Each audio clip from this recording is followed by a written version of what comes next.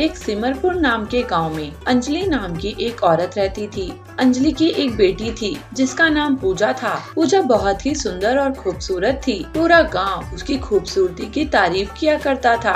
वहीं अंजलि की एक सौतेली बेटी भी थी जिसका नाम प्रीति था। प्रीति उसकी सगी बेटी नहीं थी, बल्कि वो उसके पति की पहली पत्नी की बेटी थी। प्रीति का रंग काला था, इसलिए उसकी माँ उसे जरा भी पसंद नहीं करती थी। वो हमेशा उसको काले रंग के लिए ताना दिया करती थी। अरे इससे अच्छा तो तू पैदा होते ही मर जाती तो कितना अच्छा होता। तेरे माँ बाप और मेरे सर से एक बोझ तो कम हो जाता। पैदा होते ही अपनी माँ को खा गई, उसके बाद अपने बाप को भी नहीं बख्शा तूने। पता नहीं कैसी मनहूस किस्मत लाई है। चल चल जल्दी हाथ चला और ये सारी मिर्ची कूट दे। माँ मिर्ची कूटते समय मेरी आँखों में बहुत तेज मिर्ची लगती है, मैं ये काम नहीं कर पाऊंगी। क्या कहा? नहीं करेगी? अरे पूजा बेटी आना तो जरा यहाँ। पूजा आती है और प्रीति के हाथ बांध देती है और अंजलि उसके मुंह पर मिर्ची रगड़ देती है। बेचारी प्रीति चिल्लाती रहती है, माँ छोड़ दो, माँ छोड़ दो, बहुत मिर्ची लग रही है माँ, माँ छोड़ दो। बहुत काम को मना करने लगी है ना तू, यही सजा है तेरी। बोल आज के बाद किसी काम को मना करेगी? नहीं माँ नहीं करूँगी, छोड़ दो माँ, बहुत मिर्ची लग रही है। तब अंजलि और पूजा उसे छोड़ देती हैं, पर बेचारी प्रीति उसकी आंखों में बहुत तेज मिर्ची लग रही थी। उसने अपने मुंह धुला और उसे कुछ राहत मिली, पर उसके साथ ये हमेशा ही होता था। उसकी माँ और बहन उसे हमेशा ही परेशान करती थी। एक दिन अंजलि बहुत ही सुंदर और महंगा सा फ्रॉक पूजा के लिए खरीद कर लाती है। अरे देख मेरी लाडो रानी, कैसा है ये फ्रॉक? अरे माँ ये तो बहुत अच्छा है,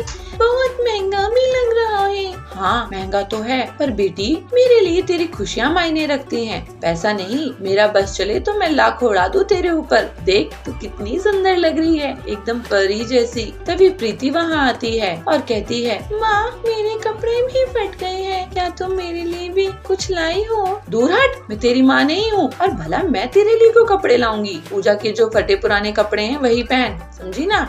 आई बड़ी महारानी। अंजलि पूजा के फटे पुराने कपड़े प्रीति को दे देती है और प्रीति उन्हें देखकर बहुत रोने लगती है और रोते रोते एक जंगल में चली जाती है। तभी उसे एक घायल हिरन नजर आती है, वो दर्द से करहा रही थी। प्रीति को उस पर दया आ गई, पर उसको डर भी था कि शेर ने उसे देख लिया तो वो उसे मार देगा।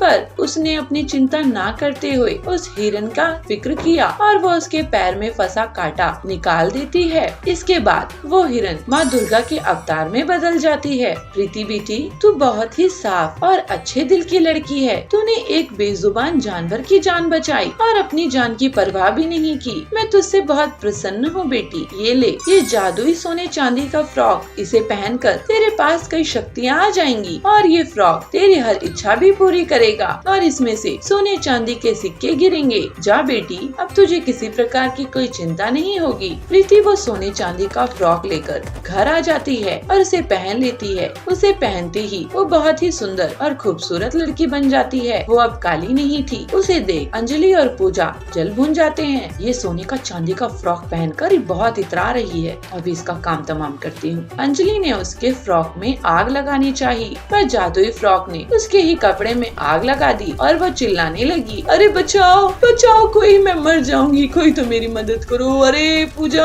उसकी बेटी पूजा तो वहाँ से भाग जाती है, पर प्रीति अपने जादुई फ्रॉक से कहकर वो आग शांत करवाती है और जादुई फ्रॉक पानी की बारिश करके वो आग बुझा देता है। उसके बाद प्रीति वहाँ से चली जाती है और अपना एक बड़ा सा सुंदर घर बसाकर उसमें रहती है। अब उसको किसी भी चीज की जरूरत होती तो वो जादुई फ्रॉक एकदम पूरी कर दिया करता था और जादुई फ्रॉक से सोने चांदी के सिक्के भी बिखरते थे। वो अपनी हर जरूरत पूरी करती थी।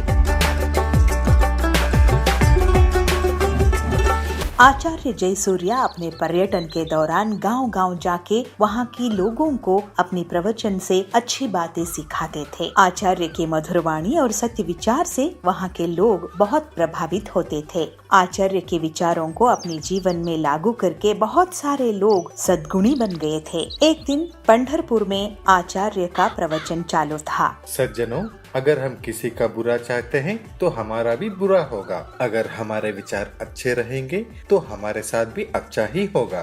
कितना सीधा साधा है यह विचार। आचार्य की प्रवचन चालू था तो तभी वहाँ पे एक आदमी आके पहुँच जाता है और आचार्य की पैर पे साष्टांग नमस्कार करते हुए यह कहता है, आचार्य जी, मुझे बचा लीजिए, मैं तो आपकी शरण में आ गया हूँ।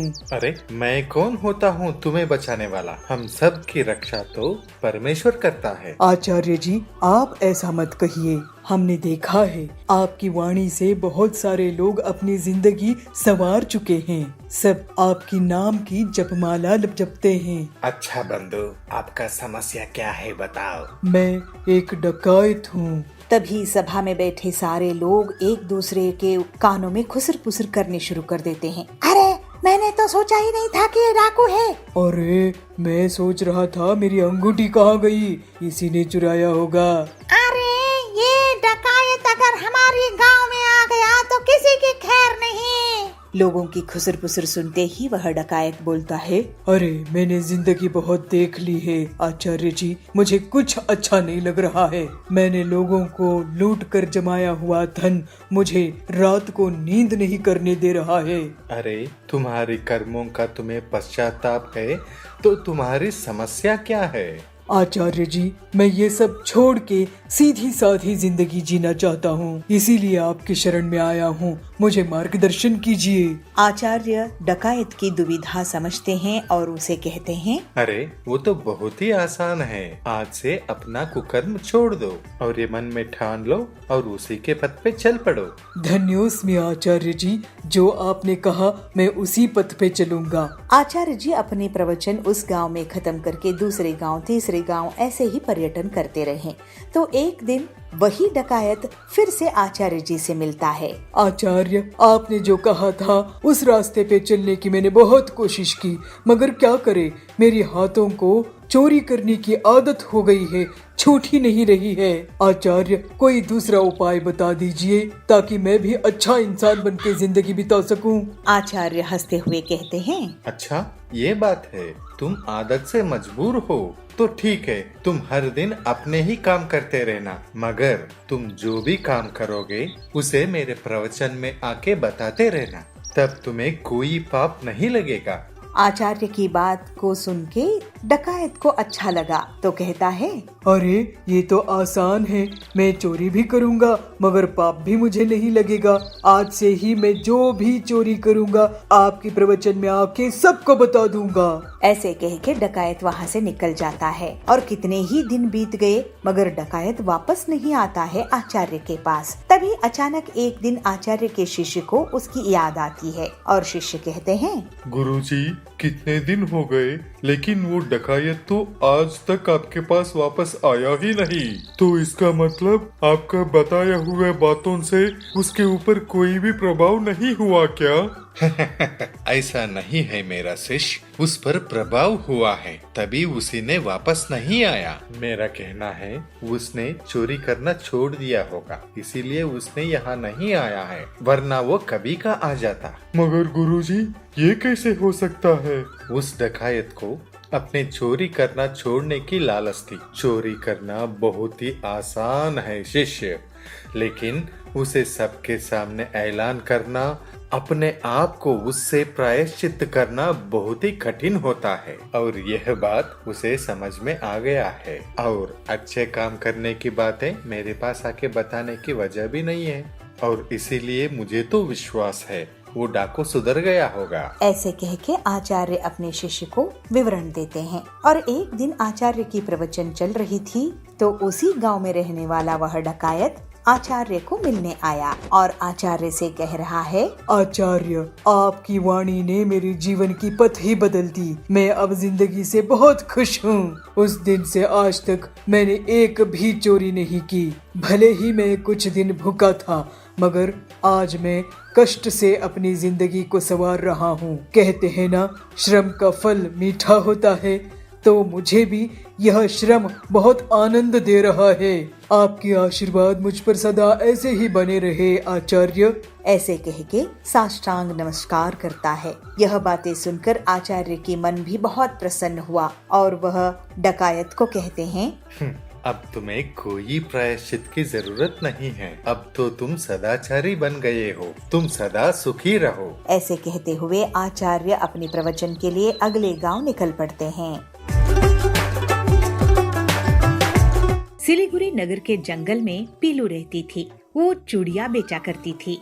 और उसकी पैसे से अपने परिवार का पोषण करती थी। पीलू की चूड़िया वहाँ की चिड़िया बहुत पसंद करती थी। पीलू सुबह शाम दुर्गा देवी की आराधना करती थी और सभी चूड़ियों को उन्हें अर्पित करके दुकान में लगाती थी। आसपास के गांव वाले भी उसके यहाँ चूड़िया खरीदने आते थे। पीलू से हमेशा एक गरीब बूढ़ी औरत चूड़िया मांग कर ले जाती थी। पीलू उन्हें मुफ्त में ही चूड़िया दे देती थी।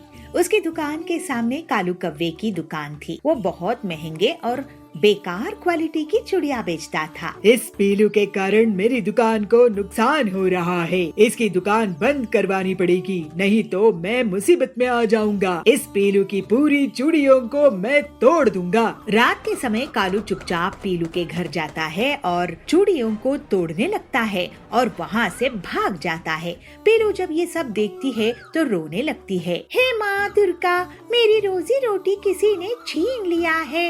मैं अब आपको चूड़ियों को अर्पित नहीं कर पाऊंगी, मुझे माफ कर दीजिए। पीलू दुखी होकर एक पेड़ के नीचे बैठती है। तभी वो बूढ़ी औरत उसके पास आती है। पीलू बेटी, देखी दुखी मत हो, तो इतने समय तक मुझे मुफ्त में चूड़िया देती थी।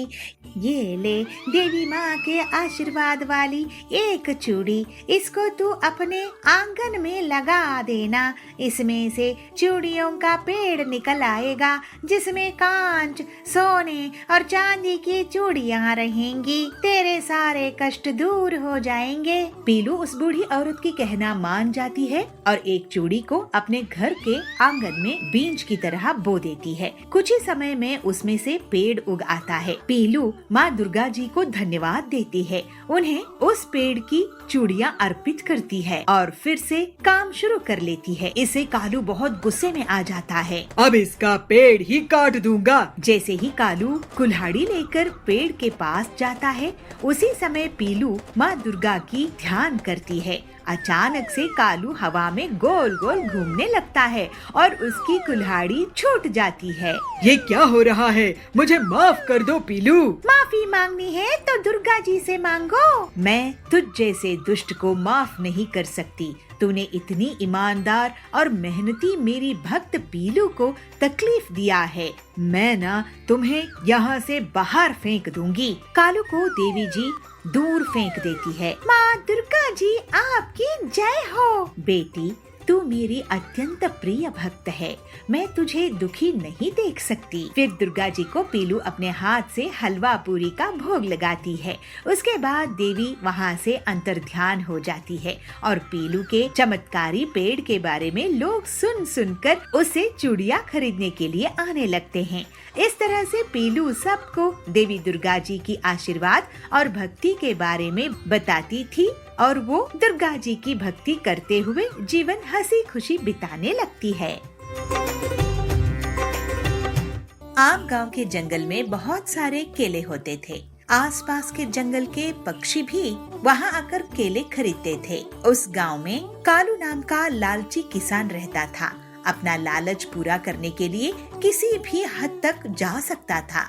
वहीं पीलू चिड़िया अपने केले ईमानदारी के साथ बिना लालच के बेचती थी। केले ले लो, केले, ऑर्गेनिक तरीके से उगाए गए केले। ऐसे पीलू ग्राहकों को बुलाती है। अरे पीलू, तुम ऐसे ऑर्गेनिक केले उगाओगे तो भिखारी बन जाओगे।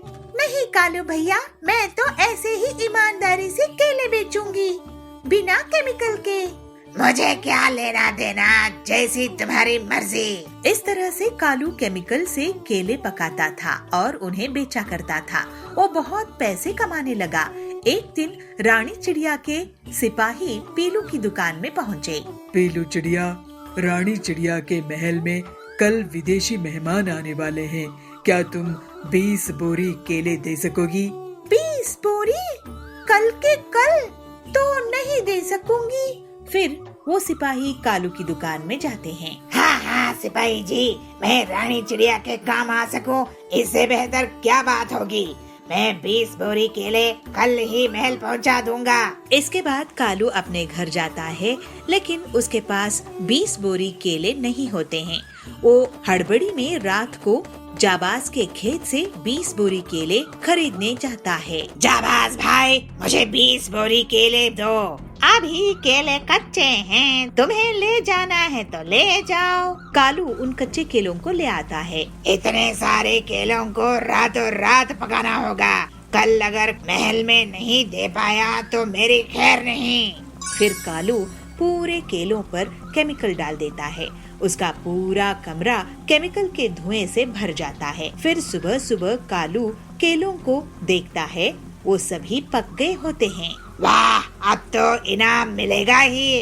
कालू केलों से भरे हुए ठेले महल में लेकर जाता है। तब पीलू सोचती है, काश मैं रानी को 20 बोरी केले दे पाती, लेकिन ऑर्गेनिक खेती थोड़ी देरी से होती है। खैर कोई बात नहीं, जिसकी किस्मत में जो लिखा है वो उसे मिल जाएगा। फिर रानी और उसके विदेशी मेहमानों को खाना खिलाने के पहले एक सिपाही एक केले को चखकर देखता है। तभी उसे बहुत जोर से पेट दर्द होता है और वो जमीन पर गिर जाता है। अरे, इस केले में जहर है, इस कालू को पकड़ो, ये हमारी रानी को मारना चाहता था। अरे नहीं, ऐसा नहीं है, मैंने बस केमिकल से केले पकाए हैं। केमिकल से केले पकाने के लिए हमने कहे थे क्या? तू ये जहर पूरे जंगल वालों को बेचता है और अब तू रानी को ये बेचने आया है। फिर इसके बाद कालू की खूब पिटाई होती है और उससे जेल में डाल दिया जाता है। सिपाही पीलू की दुकान पर जाते हैं। हाँ हाँ सिपाही जी, मैं आपको 10 बोरी अभी दे देती हूँ, बाकी 10 बोरी कल दे दूंगी। ये ऑर्गेनिक केले हैं, रानी जी की सेहत के लिए सबसे अच्छे। फिर पीलू के केले रानी और उसके विदेशी मेहमानों को बहुत पसंद आते हैं और पीलू को रानी इनाम देती है। इस तरह कालू अपने लालच के कारण जेल में पड़ा रहता है और पीलू अपनी ईमानदारी के कारण हंसी खुशी रहने लगती है।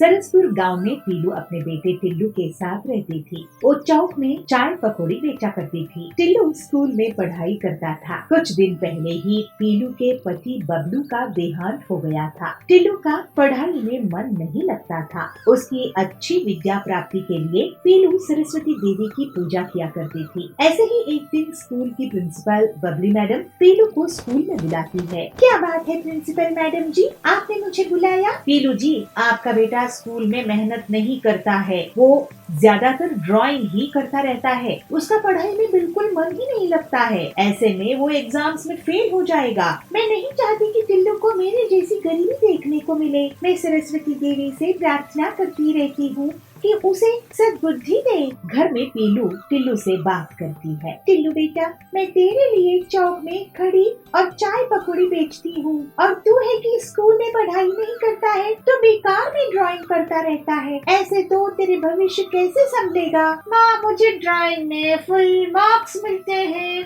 बाकी आप फिक्र मत करो, मैं एग्जाम पास कर लूँगा। लेकिन तू ड्राइंग करता ही क्यों है? पढ़ाई में ही ध्यान क्यों नहीं देता है? पढ़ाई में ही ध्यान रख, बाद में ड्राइंग करते रहना। तू भी मेरी तरह सरस्वती माँ जी से प्रार्थना किया कर। ठीक है माँ। टिल्लू अपनी माँ का कहना मान जाता है। वो पूरी श्रद्धा के साथ सरस्वती जी की पूजा करने लगता है। उन्हें सफेद फूल अर्पित करता है और खुशबूदार अगरबत्ती से पूजा करता है। पीलू ये देखकर बहुत खुश होती है, लेकिन कुछ ही दिनों में वो देखती है कि टिल्लू और भी ज्यादा टाइम ड्राइंग बनाने में देने लगा। हे सरस्वती माता, ये लड़का तो और भी कलाकारी में जाने लगा है, ना कि पढ़ाई की तरफ लगता है। मेरी पूजा बेकार ही चली गई। मेरी भक्ति में ही कोई कमी रह गई होगी। ये टिल्लू भी लगता है आपसे पढ़ाई छोड़कर कुछ और मांग रहा है। अगर ये पढ़ाई करके आगे नहीं बढ़ा तो इस गरीबी में तो